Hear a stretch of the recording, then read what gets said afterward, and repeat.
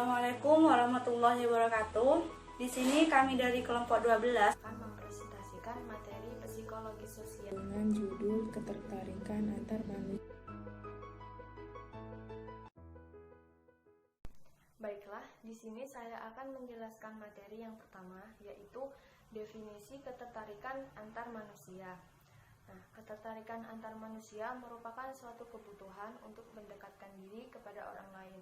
Menurut tokoh yang bernama Baron, Branscombe, dan Bain, mendefinisikan ketertarikan antar manusia merupakan sikap atau penilaian yang dibentuk oleh kita sendiri terhadap orang lain dalam bentuk penilaian positif maupun penilaian negatif.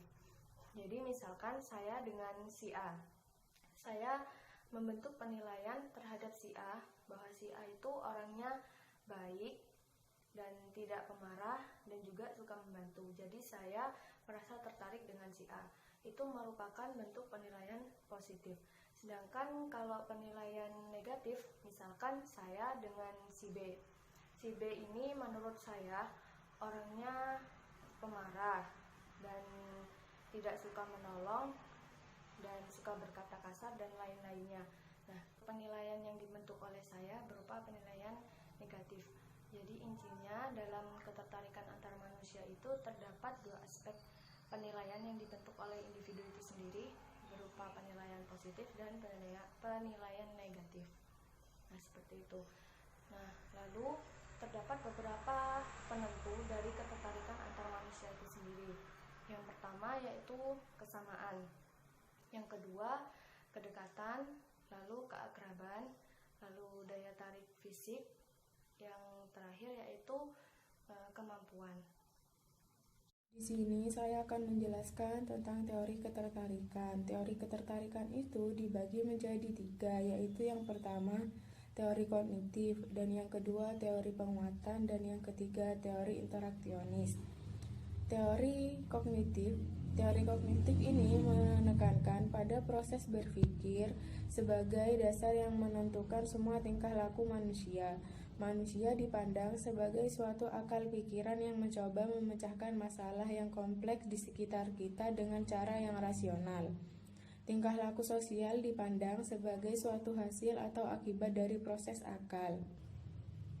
Menurut para ahli psikologi sosial yang bernama Theodor Nekom, disebut sebagai teori balance, yaitu suatu kecenderungan untuk mengorganisasi konsepsi tentang orang lain, dirinya sendiri, dan barang-barang lain di sekitar kita dengan cara yang harmonis.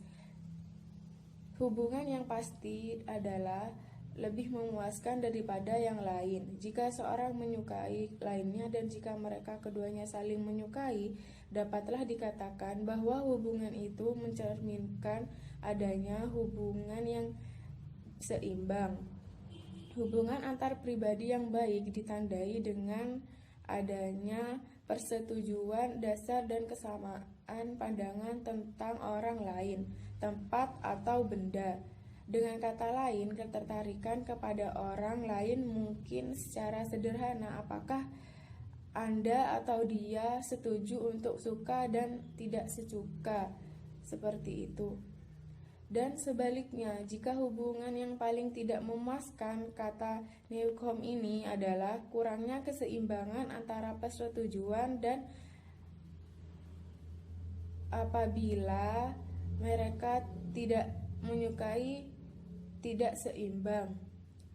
Seseorang akan berusaha melakukan posisi atau keadaan yang tidak seimbang untuk dapat merubahnya. Teori yang kedua yaitu teori penguatan, di mana teori penguatan ini adalah teori yang berakar pada proses teori yang menjadi menginterpretasikan ketertarikan sebagai suatu respon yang dipelajari. Teori penguatan ini berusaha menemukan bagaimana ketertarikan datang untuk pertama kalinya. Dasar pandangan teori ini cukup sederhana. Orang ditarik oleh hadiah dan ditolak oleh hukuman. Semua ketertarikan antar pribadi diterangkan dalam hal belajar, di mana untuk berhubungan secara positif dengan hadiah atau untuk berhubungan secara negatif melalui perangsang, yaitu seperti hukuman. Kita semua lebih suka menjadi tertarik kepada orang-orang yang menghadiahi atau menghargai kita daripada orang yang menghukum atau menghina kita. Akhir-akhir ini, teori penguatan ini sebagai cara untuk memahami ketertarikan antar pribadi lebih dikenal dengan istilah teori nilai tukar. Teori nilai tukar ini mengandung perbedaan yang sifatnya teknis. Pada teori nilai tukar, ketertarikan didasarkan pada hukuman dan hadiah dalam artian harmonik, yaitu biaya yang dikeluarkan dengan keuntungan yang diperoleh atau cost dan reward. Yang ketiga yaitu teori interaksionis. Teori interaksionis ini merupakan ide tentang teori ini bukan dikembangkan dari penelitian ketertarikan laboratorium, di mana subjek responden yang belum mereka kenal, tetapi dalam situasi ilmiah di mana suatu keputusan selalu dihubungkan kepada situasi sosial, di mana seorang menemukan dirinya. Teori interaksionis ini lebih menitik beratkan pada ketertarikan antar pribadi sebagai suatu konsep. Hal-hal itu oleh para ahli psikologi sosial lebih diteliti dengan penelitian laboratorium dan pada menggunakan metode naturalistik. Baik, materi selanjutnya yaitu tentang penyebab timbulnya ketertarikan antar manusia. Jadi, penyebab dari timbulnya ketertarikan antar manusia itu disebabkan oleh dua faktor. Yang pertama yaitu faktor internal dan yang kedua yaitu faktor eksternal. Pertama, faktor internal. Faktor internal merupakan faktor yang berasal dari individu itu sendiri. Yang pertama yaitu kebutuhan untuk berhubungan dengan orang lain. Manusia kan merupakan makhluk sosial, jadi kebutuhan untuk berhubungan atau berinteraksi dengan orang lain merupakan suatu hal yang tidak bisa dipisahkan dari individu itu sendiri. Nah, yang kedua yaitu perasaan dan ketertarikan sebagai dasar suka atau tidak suka. Yang ketiga yaitu adanya hubungan emosional yang kuat. Misalkan ada kedua manusia yang memiliki hubungan emosional yang sangat kuat. Hal itu dapat menimbulkan ketertarikan antar dua individu itu. Baik, yang kedua yaitu faktor eksternal. Faktor eksternal merupakan faktor yang berasal dari luar individu itu sendiri.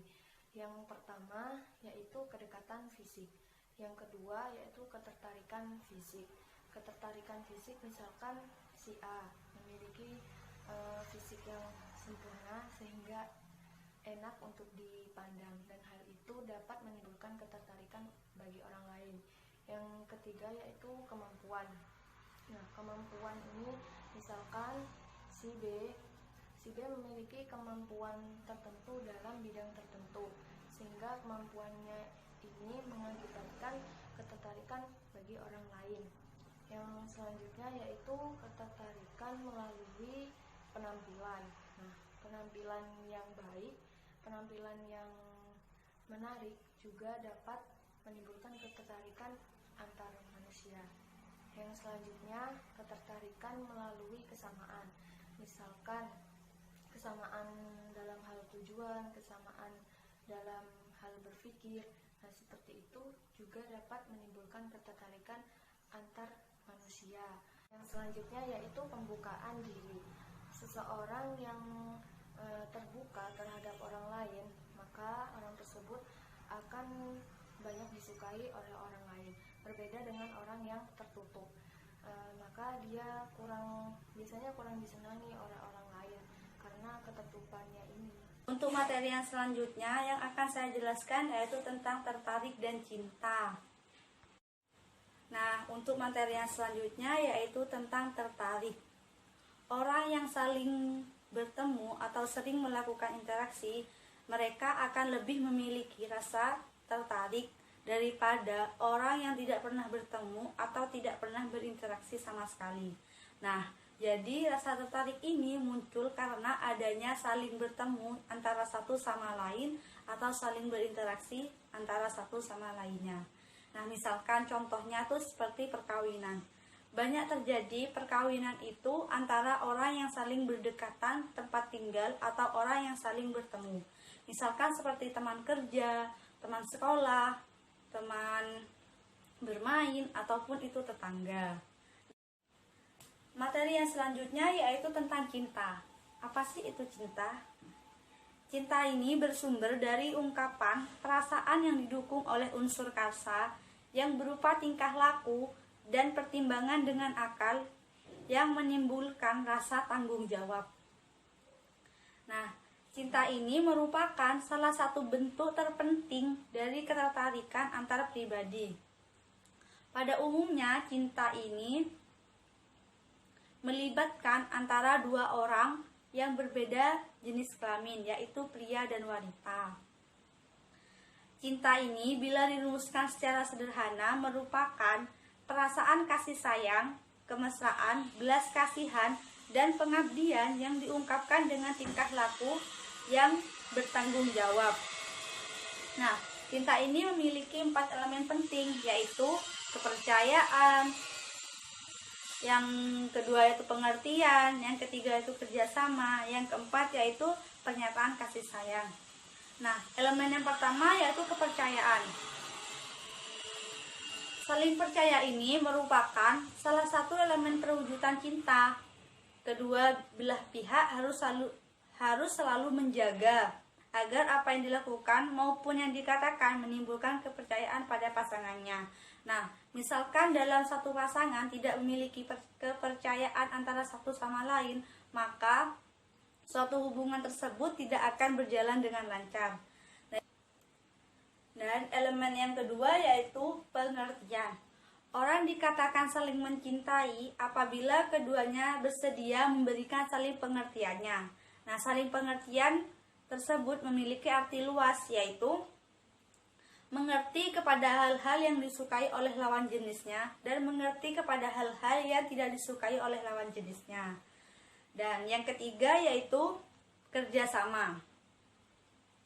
Mereka dikatakan saling mencintai apabila keduanya memiliki kesediaan untuk saling kerjasama. Nah, kerjasama ini mengandung arti kesediaan membantu. Dengan bantuan ini diharapkan keadaan akan lebih baik. Nah, misalkan nih, dalam hubungan suami istri, seorang suami bekerja keras, lembur di rumah sampai larut malam. Bentuk kerjasama yang ditujukan oleh seorang istri ini misalkan membuatkan kopi kepada suami agar tidak mengantuk. Dan yang kedua itu seperti membantu secara langsung pekerjaan suami. Yang ketiga itu seperti menemani sambil mengerjakan pekerjaan istri sendiri tersebut. Nah, yang keempat itu pernyataan kasih sayang. Pernyataan kasih sayang ini bersifat menyempurnakan ketiga elemen yang awal. Pernyataan kasih sayang ini berupa kata-kata atau bisa perbuatan. Nah, jika pernyataan kasih sayang yang berupa kata-kata misalkan seperti sayangku, cintaku, manisku, dan sebagainya. Dan jika pernyataan kasih sayang berupa perbuatan yaitu seperti menepuk bahu, menggendong, mencium, memeluk, dan sebagainya. Baiklah, sekian presentasi dari kelompok kami. Ada kesalahan, kami mohon maaf. Wassalamualaikum warahmatullahi wabarakatuh.